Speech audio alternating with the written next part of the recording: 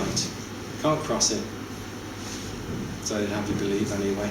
The secret to going faster than light is actually to reduce mass. It's not that nothing can go faster than light, it's that mass can't. So get rid of the mass. Okay? How do you do that? There's a lot of ladies I've known over the years who'd love to know how to get rid of the mass. But present company accepted entirely, of course, in case I get the scorn out of the background. It's mass. You can't go faster than light if you reduce mass. Up here, what exists up here? What exists? Well, I don't know, but history tells you quite clearly what exists up there. And down there. Interactions with spirits, you call whatever you want to call it. This is where they interact. Alright? About 97% of the universe we call dark matter and dark energy. So like you say, higher dimensions of consciousness, the astral. They are, only dark matter is nonsense. Alright? It's simply It's only dark as dark magic is. No,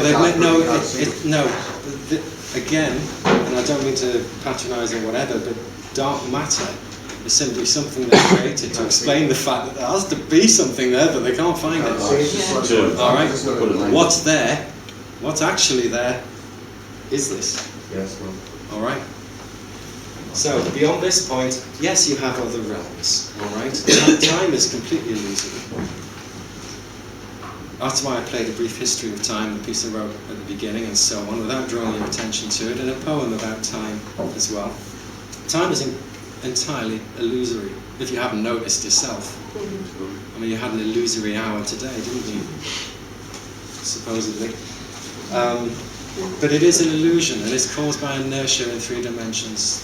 That's all it is. If you didn't have time, you get bloody confused about what was going on. Everything slows down in 3 dimensions. Right? The way to tune it up to the universal level of frequency, and this is, you call it what you want, gnosis, transformation, you call it what you want, Pythagorean kicks. So whenever you start a project with the initial thought, it will develop in a natural way. For example, I've not thought of this, but off the top of my head, I want to build a house, alright? Let's say I want to build a house. There's the thought. I've had the thought. What's going to make that happen? Other than money. Forget that one. What's going to make it happen? Well, at some point, you see, I'm talking about the believing, obviously. At some point, I'm going to have to get off my arse and put a brick down, aren't I? I'm going to have to do it. I'm going to have to do something. I'm going to have to go out and speak to the builder. I'm going to have to initiate. I'm going to have to go and put the finance in place. I'm going to have to do something. Right, so then I've done it. I think, phew. And what happens? Well, the builder comes along and he starts laying down and he starts involving. And then something will go wrong. The builder will shut down because there's been a global economic collapse, whatever it might be. And it's at that point you've got to step in again. You cannot let it detune beyond that point. I'm talking about love and relationships here as well, incidentally, if you haven't got this one. Everything, you cannot let it detune. It will naturally detune. So there's something you can do at the T point, just before it evolves and transits into the scale above, perhaps where love becomes transcendent in this example. How's it going to become transcendent? Because if you sit back and do nothing and put nothing into that relationship, it'll drop away and then you'll have another one and another one and another one and another one, and you'll wonder why the bloody hell everybody leaves you or whatever it is, or why you're leaving them.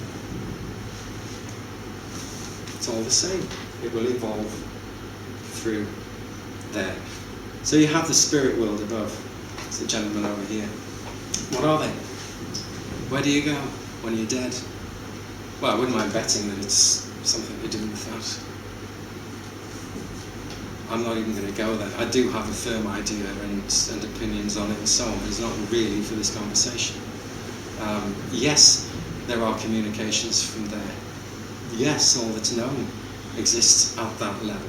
You can consciously tap into what's been called over the centuries the university of thought.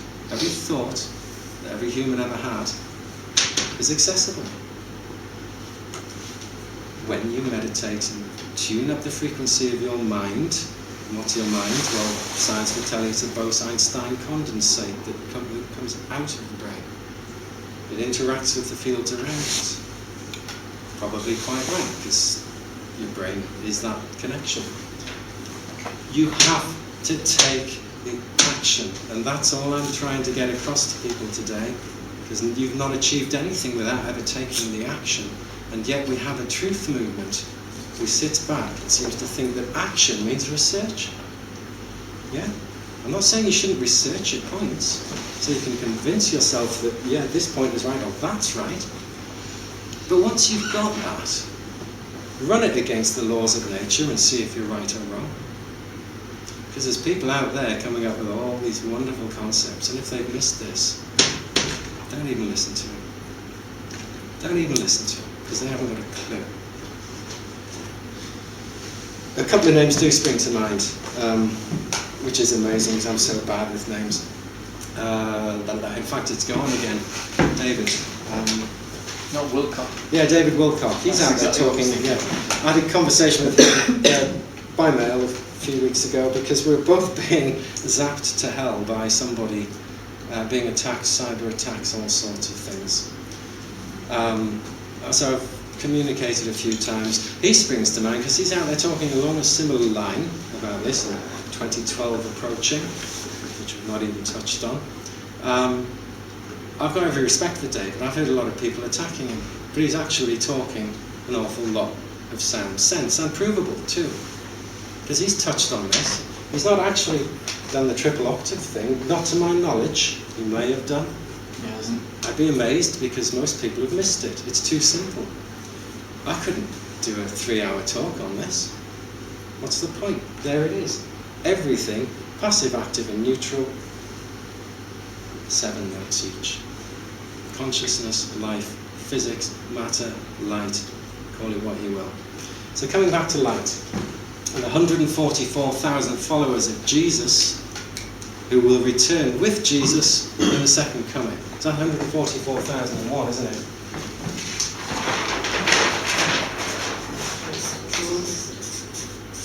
Now you'll see that alluded to throughout the Bible and many ancient writings. Well, why do they have this fascination with 144? What's it about? It's light. Speed of light, 300,000 kilometers a second. I'm not going to do a sum here. If you work that out, take anything travelling at 300,000 kilometers a second and send it around the surface of a sphere. Yeah? Guess what? It does 144,000 arc seconds per second. Okay? It's light. But it's light in our solar system. It's the science, the physics, the chemistry, and everything. And this science does go beyond that.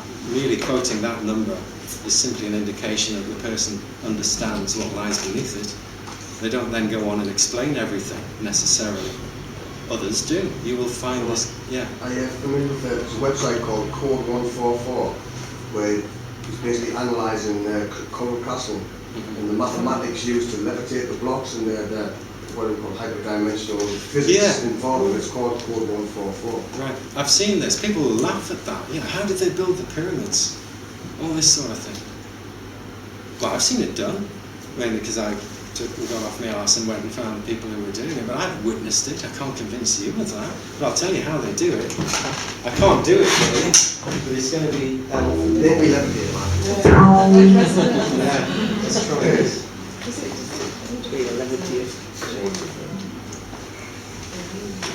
I remember that, Mr. Idiot. So, just coming back to sound,